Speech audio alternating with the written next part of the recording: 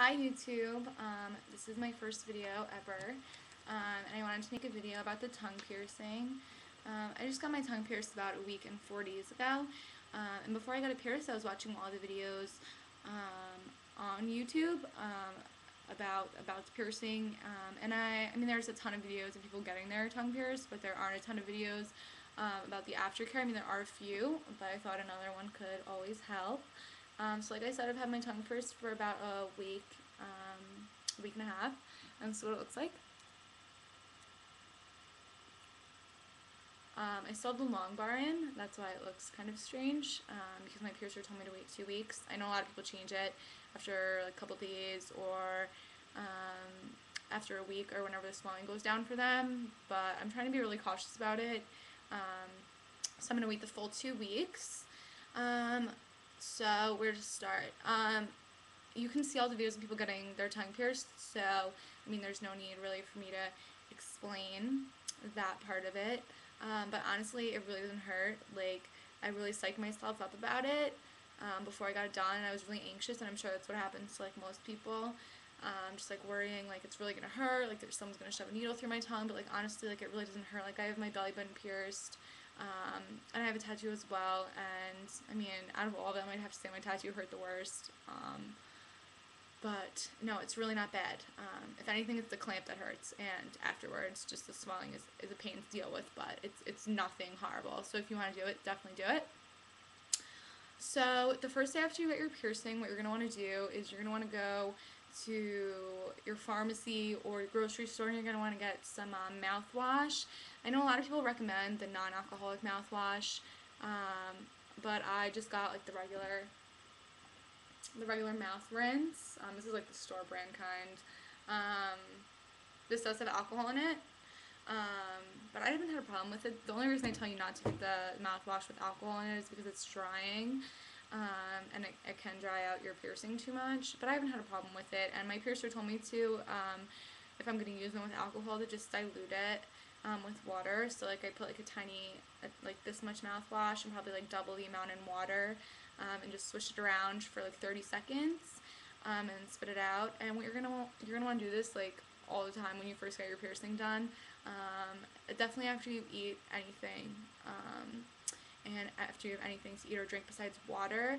Your first couple days you're not going to be able to eat much anyways, just because your tongue like swells up to double the size, which is why your piercer puts on the long bar to like allow for the swelling. So you're gonna have like ice chips. I tried to have like chicken noodle soup, which like did not work out so well because like the noodles were getting stuck on my tongue. If I tried to bite, I'd bite down on the piercing, and it really hurt. So definitely try to stay away from that. For the first couple of days, just stick to ice. And I know ibuprofen works great. I was using aspirin and it really didn't do much, so then I switched over to ibuprofen, and I was taking it every 4 hours for 5 days, and it took away the swelling like that. Like, it really helped. So also, when you get one of these, like a big one, because you will need a big one, definitely get a little one. I mean, if you have a little bottle already, you can just fill it up with the big one. This is just in case you go out and you eat or you drink anything besides water, like I said, or if you smoke cigarettes. I used to smoke, I'm glad I quit, because otherwise I'd have to mouthwash all the time. And also another thing that I would suggest getting is the H2 Ocean. I know a lot of piercing places will tell you to get or to buy sea salt and to make a sea salt rinse for your tongue, because sea salt is excellent for it. Don't use table salt if you're going to do it, but I didn't want to make my own because I really love H2 Ocean. It's sea salt water with like natural enzymes and stuff in that. So you use this like twice a day. Make sure you get the mouthwash kind. The reason I know about H2 Ocean is when I got my belly button pierced like 6 years ago, I used the spray, and it really helped the healing time. It like made my belly button, and it's made my tongue like way more comfortable, and easy to deal with. So this is twice a day. Sometimes I'll use it 3 times a day, but that's a secret because you're only supposed to use it twice. So yeah, that's like the care you want to use. Just mouthwash, and this step's optional, but I would suggest it.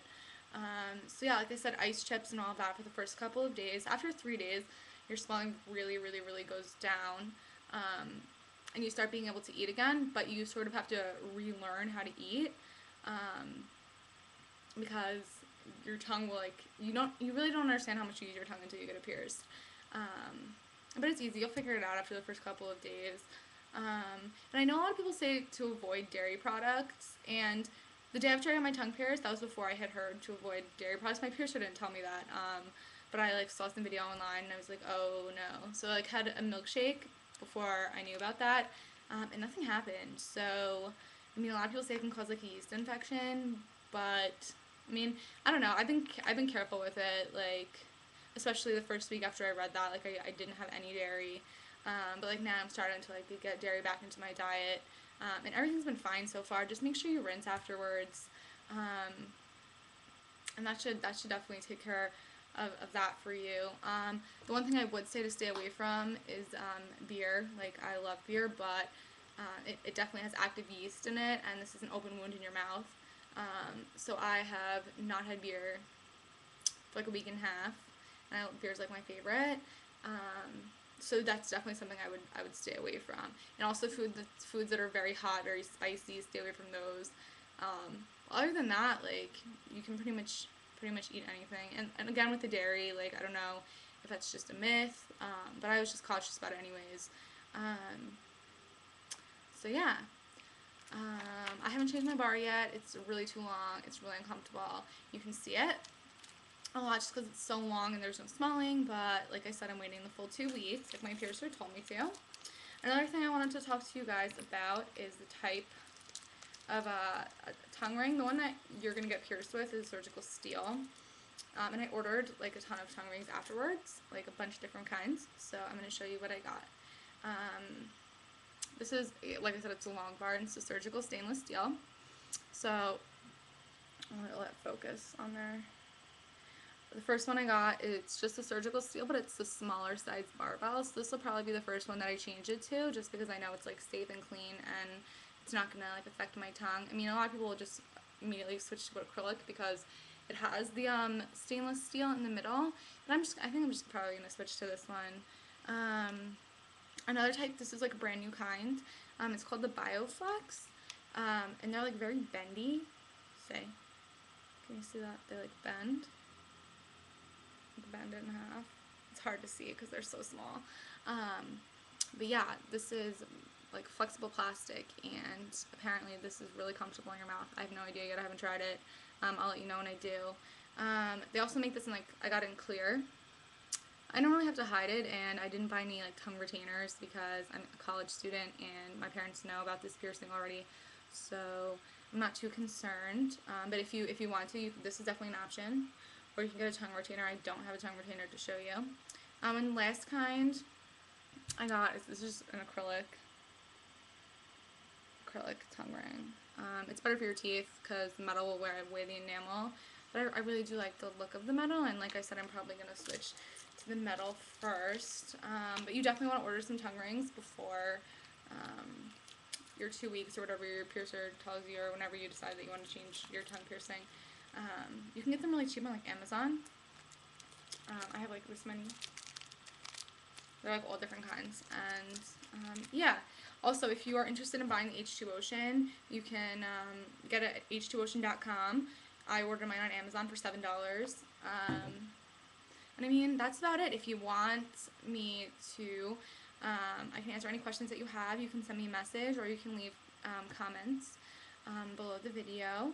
And I will get back to you as soon as I can with that. And if you want me to do, I can do a tutorial about changing it when I do change it, or I can talk about the belly button ring if people are interested in that as well. So definitely let me know, and thanks for watching. Bye.